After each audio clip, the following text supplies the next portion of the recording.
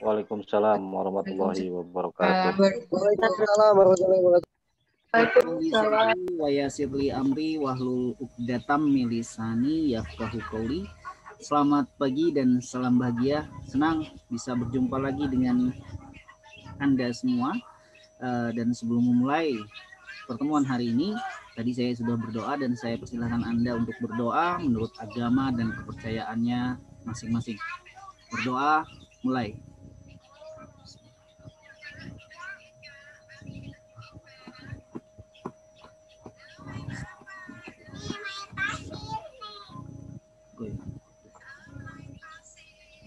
Selesai. Pertemuan tempo hari kita sudah membahas mengenai apa itu investasi. Investasi dibagi menjadi dua, foreign direct investment dan foreign portfolio investment. Foreign direct investment adalah bentuk investasi asing langsung yang akhirnya berkembang menjadi kegiatan multinational corporation atau perusahaan multinasional. Kemudian foreign portfolio investment, bentuk kegiatannya yakni saham, obligasi, dan surat berharga lainnya. Bentuk investasi yang tidak langsung, di mana kita pun sebagai orang biasa bisa melakukan itu. Bagaimana caranya? Ya tentu saja dengan cara kita membeli saham atau surat berharga dari perusahaan-perusahaan yang mereka menjual secara terbuka. Contohnya PT Bank Mandiri Tbk, PT Telkomsel Tbk, dan lain-lain. Kalian bisa menjadi pelaku dari investasi asing tidak langsung tersebut. Bagaimana caranya? Ya, kita tinggal datang ke bursa saham, Bursa Efek Jakarta. Itu yang bisa kita lakukan untuk menjadi pelaku usaha investasi atau pelaku ekonomi untuk pengembangan ekonomi secara langsung. Hari ini saya akan membahas mengenai penanaman modal asing atau PMA. Negara-negara berkembang saat ini banyak menggunakan modal dari pihak Bank Dunia atau International Monetary Fund yang sering kita dengar dengan sebutan IMF, International Monetary Fund. Dengan adanya pinjaman dari IMF, International Monetary Fund, berarti kita juga membangun negara ini walaupun dengan cara meminjam. Dan tentu saja ada yang kewajiban yang harus kita lakukan. Dan kewajiban ini disebut debt service ratio, tingkat pengembalian. Tingkat pengembalian yang harus dilakukan oleh negara yang meminjamkan dananya di IMF kurang lebih 20%. Jadi kalau misalnya pinjamannya 1 juta, minimal 200.000 setiap bulan. Bank konvensional umum pun sama sebetulnya. Bank konvensional umum sama melakukan pinjaman itu, tapi mereka punya rate of return sendiri, tingkat pengembalian sendiri. Begitu pula dengan negara. Ketika di bank konvensional, kalau kita bahas bank konvensional untuk membangun perekonomian kita sendiri, kita meminjam pada bank. Bank punya peraturan, sekian persen bunganya dan harus dibayar setiap bulan, minimum payment-nya berapa kalau di kartu kredit kan begitu. Nah, negara pun begitu. Kalau kartu kredit tidak ada agunan yang harus diagunkan. Tapi kalau misalnya di bank di Bank Dunia atau bank lainnya ada agunan yang harus kita agunkan. Pihak perbankan akan melihat 5 hal. Ketika mereka mengeluarkan kredit, ada 5 hal yang mereka lihat. Yang saya singkat menjadi 5C supaya mudah untuk mengingatnya. Apa saja itu? C yang pertama adalah karakter. Karakteristik dari orangnya. Karakternya dilihat dari apanya, bukan dari lucunya dia, cerewetnya dia, tidak. Kalau kalian mencari pacar tentu akan melihat karakternya lucu atau enggak, cakep atau enggak kan gitu ya. Atau dia punya sisi humoris atau tidak, tidak. Karakter dilihat dari sistem informasi debitur. Dalam perbankan disebut dengan SID. Dilihat dari bagaimana orang ini ketika dia diberikan pinjaman oleh bank. Dan mereka akan mengukurnya berdasarkan 5 tingkatan juga. Tingkatan yang pertama, dia lancar. Tingkatan yang kedua, sampai dengan tingkatan yang ketiga, ini akan lolos kalau dia lancar. Ini pertimbangannya. Tingkatan yang ketiga sudah masuk NPL. atau data blacklist dari Bank Indonesia. Begitupun tingkatan keempat ini sudah tidak bisa ditolerir. Sampai dengan tingkatan kelima, dia masuk ke data hitam perbankan. Tidak akan bisa diperbaiki kecuali dia menyelesaikan persoalan perhutangan dia. Yang pertama, karakter. Yang kedua, kapasiti. Kapasitas dia sebagai seorang nasabah dari peminjam, ini bagaimana? Dilihat dari apa? Dari agunannya. Dari penghasilannya. Kita lihat kalau misalnya agunan yang diagunkannya adalah rumah. Kita lihat dari PBB-nya. NJOP-nya berapa? Harga rumah 80 juta. Pinjaman dia sampai dengan 100 juta tidak akan pernah disetujui. Minimal dari NJOP itu 80%.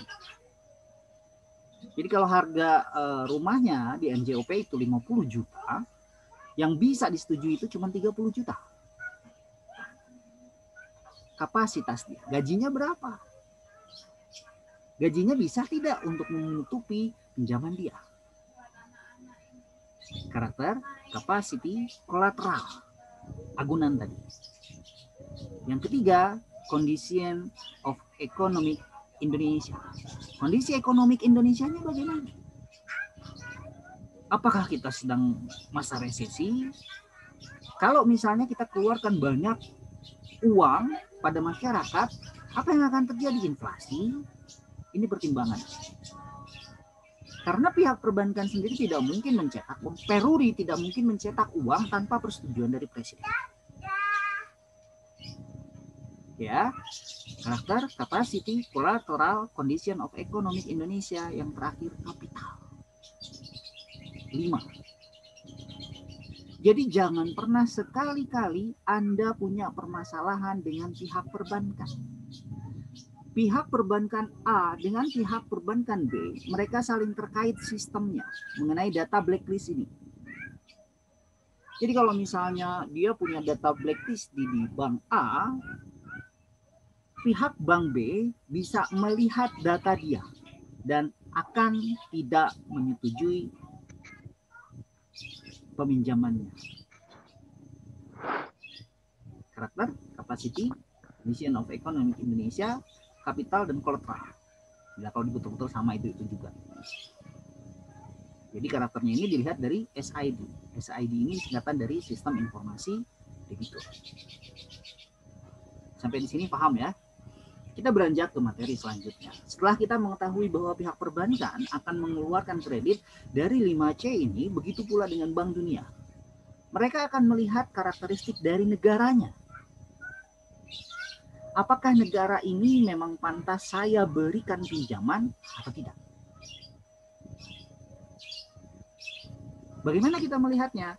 Ada salah satu teori yang mengatakan bahwa negara berkembang ada yang berhak untuk diberikan kredit apabila dia masuk ke dalam keanggotaan peminjaman Bank Dunia. Kalau dia tidak termasuk ke dalam anggota peminjaman, mereka tidak akan mendapatkan itu. Itu perbedaannya. Perbedaan signifikannya salah satunya harus jadi anggota dulu. Sama seperti koperasi, simpan pinjam. Negaranya harus terdaftar dulu. Siapa yang mengaturnya? PBB. Sampai di sini dulu. Ada yang ingin ditanyakan? Tentu saja dengan peminjaman ini, negara-negara ini akan semakin berkembang. Jalan tol akan semakin banyak dibuat. Mau bertanya, Pak? Silakan, Pak Yayat. Bang Enan, lamun cek orang Sunda mas dia pertemuan Pak Yayat jeung si Arif Juanda nanya wae teu naon. Silakan. Supaya seru, Pak. Oh, boleh. Gini, Pak. Bapak kan barusan ngebahas tentang SID ya, Pak ya. Ya. Nah, yang mau saya tanyakan di sini adalah apakah SID tersebut itu memang berlakunya seumur hidup atau memang ada kurun waktu gitu, Pak? Apabila kita pinjam terus pernah kita cedera, ya, itu memang ada kurun waktunya atau sampai seumur hidup kita nggak bisa pinjam lagi ke bank gitu, Pak? Sekian, Pak. Seumur hidup. Tapi pihak perbankan akan write off, akan memindahkan data-data untuk konsumen-konsumen atau nasabah-nasabah yang mereka pembayarannya tidak baik akan ke pihak kedua. Jadi kalau zaman dulu sebelum tahun 2000-an ke sini masih zaman hitam, dan zaman hitam itu maksudnya ketika penagih hutang dari pihak perbankan sendiri mereka melakukan hal-hal yang kadang-kala sering terdengar, mohon maaf saya berbicara, kalau orangnya tidak bayar itu keluar kata-kata kasar.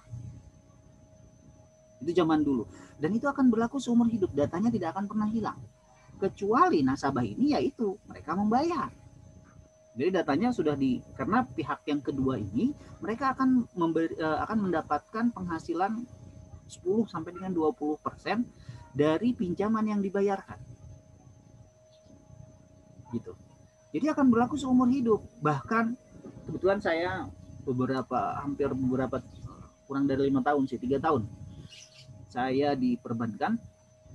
Jadi yang berlaku itu kebanyakan para nasabah yang sudah berada di blacklist, di daftar hitam, mereka mengganti nama ibu kandung. Ini pengalaman saya, pengalaman pribadi di luar dari materi yang akan kita sampaikan mengenai PMA. Betul, seorang analis mereka akan melihat data-data calon nasabah itu dari data ibu kandung, dari alamat dan lain sebagainya. Namanya itu juga. Dasar si sales ingin mendapatkan penghasilan dari aplikasinya, dia ganti nama ibu kandung ini. Diganti nama ibu kandung, dia pikir akan terputihkan datanya, kan begitu. Kalau misalnya si analis kreditnya ini dia tidak teliti, mungkin akan lolos aplikasi itu. Tapi kalau misalnya analis kreditnya yang teliti, walaupun data ibu kandung diganti, misalnya yang tadinya misalnya Ibu Sumi jadi Ibu Bumi, diganti B-nya, memang komputer akan mengeluarkan itu, tidak ada pinjaman. Tapi kalau misalnya kita copy paste lagi pada sistem yang berbeda, itu datanya sama, bahkan sampai dengan 10 orangnya itu juga, dan 10 itu datanya, nama ibu kandungnya beda-beda, alamatnya tapi sama.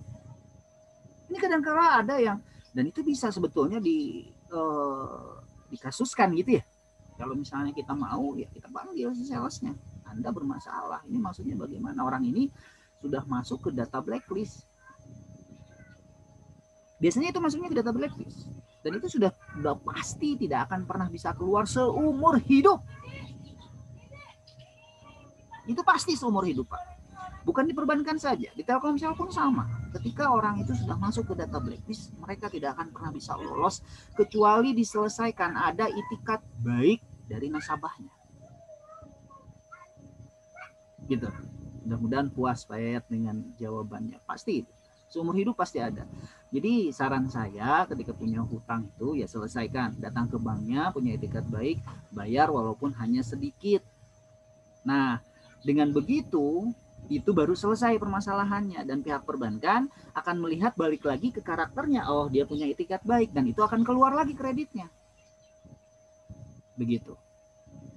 Selesai masalahnya, cuma sedikit, walaupun cuma sedikit, tapi ada kebijakan dari perbankan. Baik Pak, biasanya kalau misalnya kita sudah macet nih, udah macet banget, tapi kita punya itikat baik, orangnya datang, ada bunga yang dikurangi oleh pihak perbankan itu.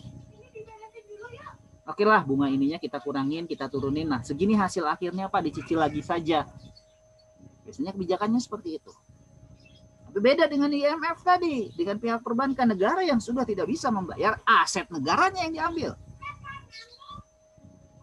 Kalau kita, ya tentu saja banyak tulisan misalnya di luar ada orang nasabah, mereka mengagungkan rumahnya yang dijadikan sebagai aset dia. Kemudian dia tidak membayar. Yang dilakukan oleh pihak perbankan adalah mempilok rumahnya dengan dituliskan rumah ini di bawah pengawasan Bank Mandiri. Misalnya contohnya, rumah ini di bawah pengawasan Bank Jabar Banten. Itu pakai pilok. Itu sudah keras itu. Peringatan dari perbankan itu sudah keras. Biasanya kami analis kreditnya itu turun, bukan berpura-pura, kami mengukur tanahnya. Ya, ini tanah punya ibu, ini tanah punya ibu. Besok hari suratnya sudah akan berganti nama jadi milik Bank Mandiri atau Bank BJB kalau misalnya tidak membayar. Biasanya begitu. Atau bank-bank yang lain. Itu caranya beda-beda sih sebetulnya. Kalau zamannya, ini yang saya bilang zaman kegelapan tadi. Ditagihnya itu mengeluarkan kata-kata kasar. Ya binatang dari kebun binatang itu keluar semua. Itu zaman kegelapan. Dan akhirnya sedikit demi sedikit perbankan memperbaiki mengenai sistem itu. Tidak boleh lagi. Kalau dulu kan kalau kita telepon itu, ya memang kata kasar itu keluar karena sudah NPL. Itu cara dia untuk menekan. Akhirnya kami memisahkan ke pihak kedua. Kami memberikan pihak kedua untuk mereka melakukan penagihan. Kalau penagihannya berhasil, 10% dapat. Mudah-mudahan puas dengan jawabannya Pak Yayat. Jadi itu akan berlaku seumur hidup. Dan ini materinya belum masuk ke materi inti. Saya akan masuk ke materi inti mengenai penanaman modal dan hutang Indonesia. Ini dibahas juga oleh Ibu Sri, Menteri Keuangan saat ini di era Jokowi. Indonesia pada saat ini berada di taraf yang mana? Bu Sri membahas mengenai itu. Nah, kita bahas satu persatu. Mengenai penanaman modal dan hutang Indonesia yang diberikan oleh IMF atau International Monetary Fund. Negara berkembang adalah istilah umum yang digunakan untuk menjelaskan suatu negara dengan kesejahteraan material tingkat rendah. Walaupun ada beberapa indikator dalam menentukan suatu negara termasuk berkembang atau tidak. Jadi kalau misalnya diberikan pinjaman biasanya tingkat rendah. Akan tetapi tidak ada standar pasti yang ditetapkan secara internasional. Untuk sebuah negara tersebut disebut negara berkembang, ada negara yang memiliki tingkat pembangunan dan standar hidup rata-rata lebih tinggi dari negara lain, akan tetapi masih sama termasuk dalam negara berkembang. Saya akan mengkerucutkan. Ketika negara mereka disebut sebagai negara berkembang, ini dilihat dari standar hidup manusia yang hidup di negara tersebut. Kalau di suatu daerah kita namakan sebagai HDI. Apa itu HDI? Indeks dari manusianya. Diukurnya dari apa? Berapa banyak orang yang bersekolah sampai jenjang sarjana minimal. Itu indeksnya. Semakin banyak orang yang sekolah, semakin sejahtera negara itu. Minimal. Itu kalau diukur dari pendidikan. Jadi kalau misalnya kita mengukur suatu negara itu sejahtera atau tidak, indeks pembangunan manusianya, IPM-nya itu diukur dari berapa banyaknya orang yang sekolah sampai jenjang sarjana. Nah, ada data-data dari RT, RW, dan itu mengukur kesejahteraan negara ini masuk negara berkembang atau tidak. Jadi kalau misalnya kalian jadi lurah nanti atau jadi camat nanti, instruksikan pada masyarakat sekitarnya di daerah tersebut sekolah minimal sampai jenjang sarjana. Ini akan menunjukkan bahwa tempat kalian tinggal adalah tempat yang sejahtera. Gitu ya. Saya lanjutkan lagi. Ada negara yang memiliki tingkat pembangunan dan standar hidup rata-rata lebih tinggi dari negara lain. Akan tetapi masih sama-sama termasuk dalam negara berkembang. Lalu bagaimana Indonesia? Indonesia sendiri masih termasuk dalam negara berkembang. Jadi bukan negara miskin lagi, sudah negara berkembang.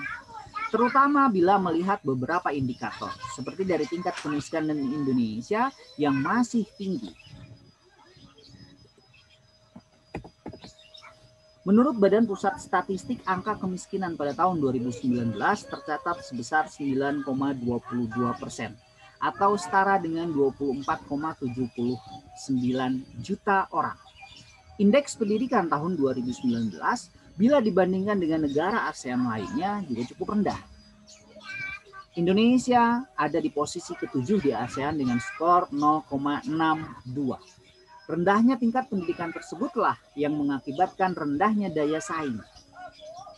Atau dapat dikatakan sebagai sumber daya manusia di Indonesia belum mumpuni. Mereka mengukurnya dari mana? Dari banyaknya orang yang sudah sarjana, dari banyaknya orang yang sudah master degree atau doctoral program, itu diukur dari sana. Pembangunan infrastruktur juga masih belum merata di seluruh wilayah. Hal tersebut mengakibatkan perbedaan yang cukup besar dalam biaya hidup di berbagai wilayah di Indonesia.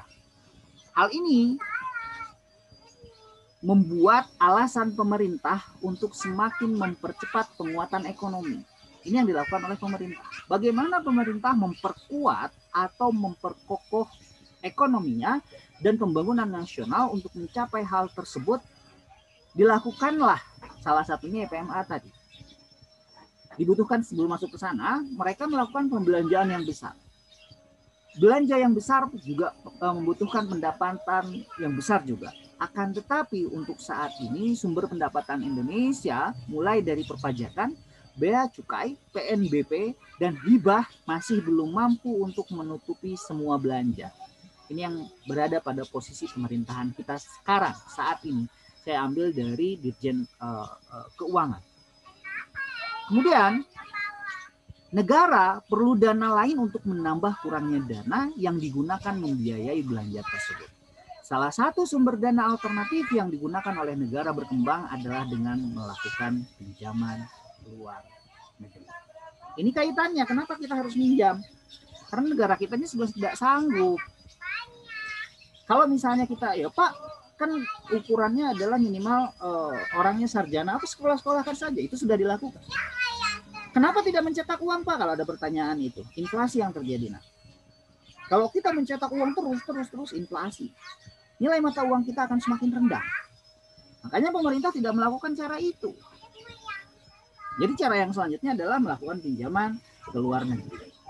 Pinjaman luar negeri sendiri menurut Peraturan Pemerintah Republik Indonesia Nomor 10 Tahun 2011 tentang tata cara pengadaan pinjaman luar negeri dan penerimaan hibah adalah setiap pembiayaan melalui hutang yang diperoleh pemerintah dari pemberi pinjaman luar negeri yang diikat oleh suatu perjanjian pinjaman dan tidak berbentuk surat berharga negara yang harus dibayar kembali dengan persyaratan tertentu. Indonesia tercatat pada Januari 2020 mempunyai hutang luar negeri sebesar 4,817 triliun. Angka tersebut mungkin terdengar banyak, akan tetapi berdasarkan undang-undang jumlah tersebut masih dalam batas normal. Berdasarkan undang-undang hutang luar negeri harus berada di bawah 60% dari PDB. PDB itu adalah pendapatan nasional negaranya. Dan jumlah 4,817,5 triliun masih di posisi 30% terhadap PDB. Bila dibandingkan dengan negara lain, rasio hutang luar negeri Indonesia dapat dikatakan terjaga bahkan kecil. Beberapa negara tetangga seperti Filipina, Jepang, Singapura memiliki rasio hutang PDB melampaui 30%. Negara-negara yang lain pun sama. Tapi ini kalau saya analisis lagi, mayoritas Indonesia ini adalah Muslim. Seorang Muslim yang baik dikatakan dalam hadis, janganlah berhutang. Oleh karenanya Indonesia tidak banyak mempunyai hutang. Hanya 30%. Beda dengan negara-negara yang lain seperti Filipina, Jepang, dan Singapura. Mereka pinjamannya sampai, tapi negaranya memang berkembang dan mereka mampu. Gross domestic produknya pun banyak, GDP-nya pun tinggi. Pendapatan negaranya pun banyak. Ini yang mereka lakukan. Selain itu, angka defisit Indonesia juga masih aman. Di angka 2,7. Pada pertumbuhan ekonomi Indonesia sekitar 5,2 tahun 2019. Pada awalnya juga disebutkan bahwa tingkat kemiskinan Indonesia memang masih cukup tinggi. Akan tetapi angka tersebut sudah mengalami penurunan dari beberapa tahun sebelumnya yang mencapai 9,82%. Pembangunan nasional juga sedang gencar dilakukan. Terlihat dari beberapa tahun belakangan ini, banyak infrastruktur baru yang dibangun, mulai dari MRT, jalan tol di berbagai daerah, sekolah di daerah terpencil, bendungan, jembatan baru. Kali ini pemerintah tidak hanya berfokus melakukan pembangunan di pusat. Justru pembangunan nasional ini bertujuan menyetarakan infrastruktur di seluruh daerah Indonesia. Sekarang, pemerintah sebagai motor penggerak pembangunan nasional mengupayakan dengan berbagai cara agar sumber daya yang dimiliki dapat dioptimalkan dan dapat dikelola demi kepentingan seluruh bangsa. Dan setiap rupiah hutang yang dilakukan pemerintah dimanfaatkan untuk membiayai kegiatan yang sifatnya produktif. Investasi dalam jangka panjang seperti membangun infrastruktur, membiayai pendidikan, kesehatan dalam jangka panjang akan menghasilkan dampak berlipat untuk generasi mendatang. Jadi intinya hutang adalah yang baik apabila dikelola dengan baik. Hutang boleh kalau kata negara ya, tapi kalau kata Muslim jangan berhutang. Kalau belum mampu kalian untuk membeli rumah secara cash, jangan dibeli. Lebih baik diam saja dulu. Itu kalau Muslim. Tapi beda dengan negara. Kalau negara ini mengatakan ya hutang itu ada baiknya. Baiknya untuk apa? Untuk pembangunan. Lalu bagaimana posisi hutang pemerintah dan rasio hutang terhadap PDB tahun 2019 menurut Kementerian Keuangan, Kemenku tahun 2020. Di tahun, ya ini angka-angka yang tadi saya sebutkan disampaikan dalam grafik rupiah, pinjaman kita ini sampai dengan 4,6 triliun. 4,6 triliun. Berarti kurang lebih 29,9% PDB-nya. Dan itu terus dia naik turun. Tingkat pengembaliannya itu dia naik turun. Debt service ratio-nya dia naik turun. Ini data yang dapatkan dari Kemenku. Bagaimana kita melihat dari debt service ratio? Ini ditemukan dengan rumus, caranya dengan menggunakan rumus DSR atau debt service ratio. Kalian tinggal mencatat rumusnya saja. Ini karena selanjutnya adalah saya akan menjelaskan mengenai IMF-nya, bagaimana keanggotaan IMF. Tapi sebelum itu kalian harus melihat ini dulu. Kalian catat rumusnya. DSR atau debt service ratio adalah perbandingan antara pembayaran bunga dengan cicilan hutang luar negeri dengan jumlah penerimaan devisa ekspor. Tapi standarnya adalah devisa ekspor. Di mana rumusnya debt service ratio jumlah perolehan devisa ekspor dibagi dengan cicilan dan bunga pinjaman dikali 100%. Apabila jumlah perolehan devisa tahun 1993 dari migas dan non-migas sebesar 28 miliar US dollar, cicilan dan bunga pinjaman 7 miliar, maka didapatkan kurang lebih 4% DSR-nya, debt service ratio-nya. Bagaimana caranya? Ya tinggal kita ketahui berapa jumlah perolehan devisa ekspor, kemudian dibagi dengan cicilan dan bunga pinjaman dikali 100%. Kalian ingat mengenai rumus itu, dan kita akan masuk ke sesi yang kedua. Di sesi yang kedua saya akan bahas mengenai IMF. Sebelum masuk ke sesi yang kedua, di sesi yang pertama ini silahkan kalau ada yang ingin ditanyakan terlebih dahulu.